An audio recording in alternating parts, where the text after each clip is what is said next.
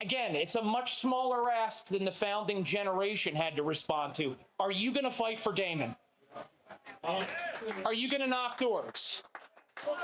He'll take $1 million, but he doesn't need $1 million from you. He'll take $10. He'll take $20. Every bit counts. Republicans are much better at math than Democrats, but every little bit moves us that much closer to upsetting Donald Norcross and returning true representation to South Jersey. So without further ado, I'm a big believer the mind can only absorb what the rear end can endure. I'm going to stop talking, and I'm going to turn this over to your next congressman from New Jersey's 1st Congressional District, Damon Galdo. Give him a round of applause. Welcome. I think you need both. Yeah. That's for that, and that's for them. Yeah. All right, everybody. First off, I want to apologize for picking this event on a 97-degree day that's so humid, and I'm a sweater too, so I'm sweating my butt off. I'm sure you guys are too, but thank you for coming. First off, I really appreciate it.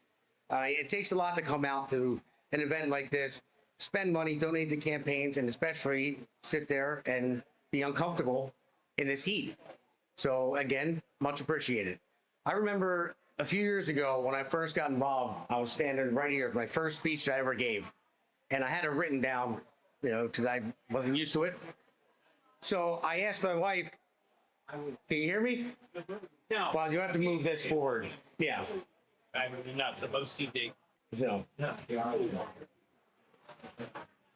But anyway, I gave my first speech here, and I asked my wife, I said, hey, listen, I left the speech at home. I came here to set up, and I said, can you bring it? So she brought it, and there was a podium here, and it was a couple pages long. I go to the third page, and it's missing, and it threw me off completely, completely threw me off. We had to edit the heck out of it, So I'm looking up, and I go to my daughter over there, and I said, Gianna, where's this page? And she said, I didn't do anything. I get home, and it's colored. She colored all over it, so she took one page out of my speech and colored all over it and messed up my very first speech. So, but thank you, Gianna. Now I don't write them down anymore. I just roll with it. So you helped me out there. So.